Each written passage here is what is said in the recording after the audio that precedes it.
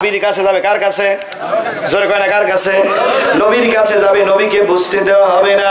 নবীর কাছে যা, নবীর সুন্দর করে এরকম সাদা পোশাক, একটা সাদা পোশাক সুন্দর করে কাপড় শরীরের উপর দিয়ে পরানো থাকবে, একটা মার্কিন সুন্দর করে পরা থাকবে। আমার নবীকে জিবরাইল আলাইহিস সালাম যে বলবে, ইয়া রাসূলুল্লাহ, ইয়া হাবিবাল্লাহ, হুজুর আপনার একদল উম্মতি মুহাম্মাদি এখনো জাহান্নামে আছে। কোথায় আছে? জাহান্নামে পড়ে আছে। হুজুর আপনাকে বুঝতে দেওয়া হয় নাই।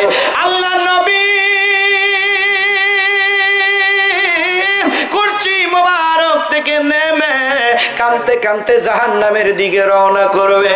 জাহান্নামের দরজায় মালিক ফেরেশতা বলবে, জাহান্নামের দরজা খুলে দে। মালিক ফেরেশতা জোরে বলি মারহাবা।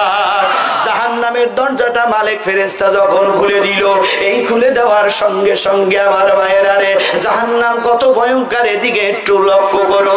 এবার খুলে দেওয়ার পরে লক্ষ্য করে দেখতেছে যত মানুষগুলোকে আগুনের ভিতরে পোড়াচ্ছে, মানুষগুলো নবীর চেহারার দিকে তাকাইয়া বলবে, ইয়া রাসূলুল্লাহ, ইয়া নায়েবাল্লাহ, হুজুর আপনার রহমতের চেহারা দেখেছি, হুজুর আমাদের জাহান্নামের ভিতর থেকে বের করে নিয়ে যান। নবী জাহান্নামের ভিতরে চলে যাবে। ওই যে হারুন নামে, মনে আছে নাকি?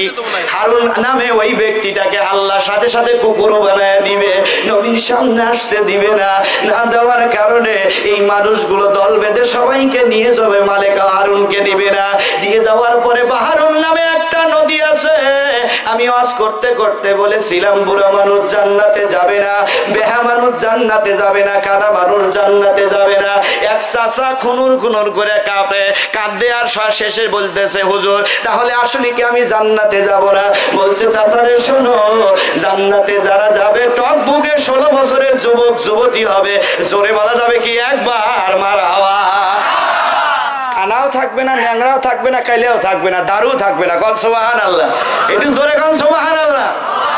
এবার মালিক ইবনে হযরতে মালিক ইবনে দিনার বলে, আল্লাহ পাক সবাইকে রসুলের সাথে নিয়ে এসে বাহারুন নদী, এই নদীর উপরে ঝাঁপায়া দিবে। কি করে দিবে? নিক্ষেপ করে দিবে। দেওয়ার সাথে সাথে আপনি এই মানুষগুলোর চেহারা 16 বছরের যুবক হয়ে যাবে। জোরে বলি সুবহানাল্লাহ। এই যে আমার আপনার এই জায়গায় একটা গুটি আছে না ভাই? আছে কি নাই?